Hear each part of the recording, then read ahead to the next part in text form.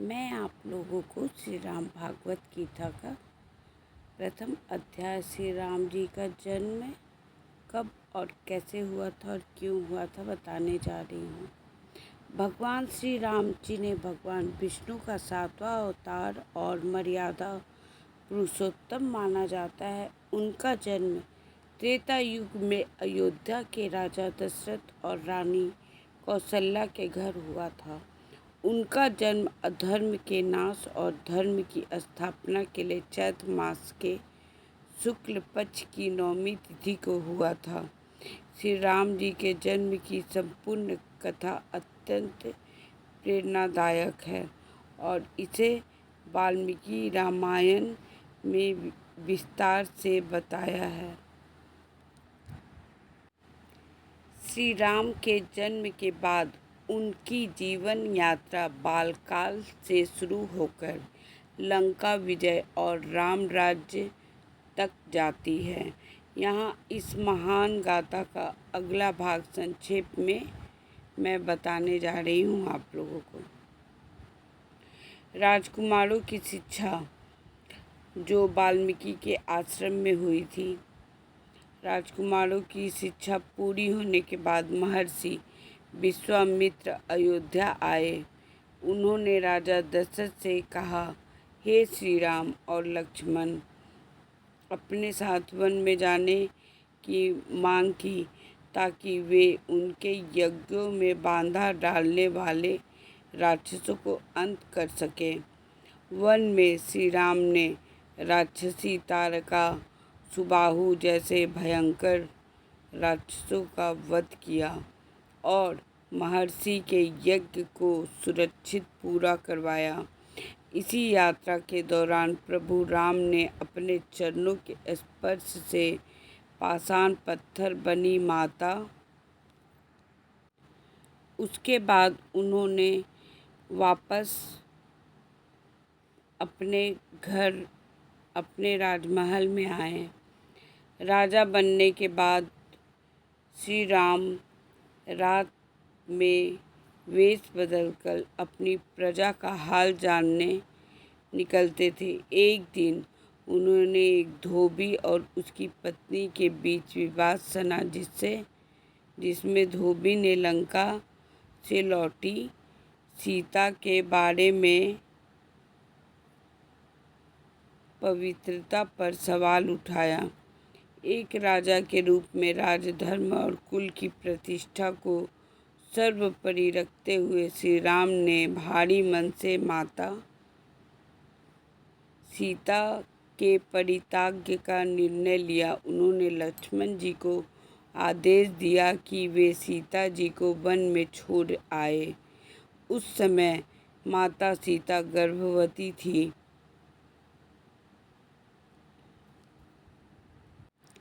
और फिर श्री राम जी ने उन्हें जाके वन में छोड़ दिया।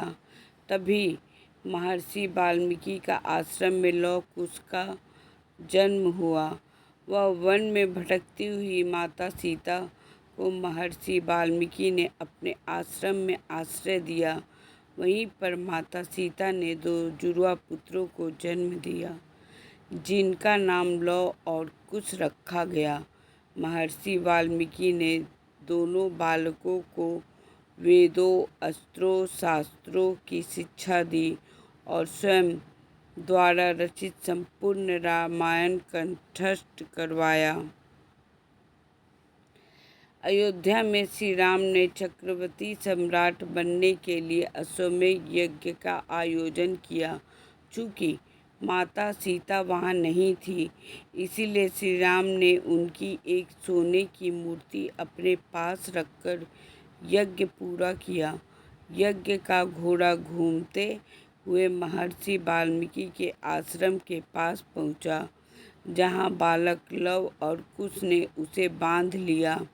घोड़े को छुड़ाने के लिए अयोध्या से लक्ष्मण, भरत और शत्रुघ्न जैसे महान योद्धा आए, लेकिन लौ और कुश ने अपने पराक्रम से सबको युद्ध में परास्त ही कर दिया। अंत में स्वयं भगवान श्री राम युद्ध भूमि में पहुँचे, जब उन्हें पता चला कि ये दोनों बालक उन्हीं के पुत्र हैं तो वो भावुक हो गए। श्री राम लौ और कुश को लेकर अयोध्या लौटे और माता सीता को भी ससम्मान वापस बुलाया, लेकिन समाज के सामने एक बार फिर पवित्रता साबित करने की बात उठ पड़ी। माता सीता अत्यंत दुखी हो गई। उन्होंने अपनी सत्यता प्रमाणित करने के लिए धरती माता से प्रार्थना की। सीता जी ने कहा, हे धरती माँ, यदि मैं मन, वचन और कर्म से केवल श्री राम की रही हूँ तो मुझे अपनी गोद में सम्मानित कर लो। तभी धरती फटी। एक दिव्य सिंहासन पर बैठकर धरती माता प्रकट हुई और माता सीता को अपने साथ ले गई। श्री राम से विछोह के अत्यंत व्याकुल हो गए। माता सीता के जन्म के बाद श्री राम का मन संसार से उचट गया। उन्होंने लौ और कुश को राज्याभिषेक किया और साम्राज्य को अपने भाइयों और पुत्रों में बांट दिया। जब धरती पर श्री राम का अवतार कार्य पूर्ण हो गया तब काल समय उनसे मिलने आया। अंत में प्रभु राम अपने भाइयों लक्ष्मण, भरत, शत्रुघ्न और अयोध्या वासियों के साथ सरयू नदी के तट पर गए।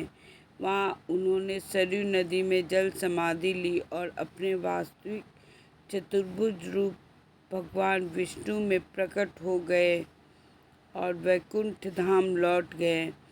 क्या आप इस कहानी के किसी खास हिस्से जैसे लौ कुश के युद्ध या अश्वमेध के बारे में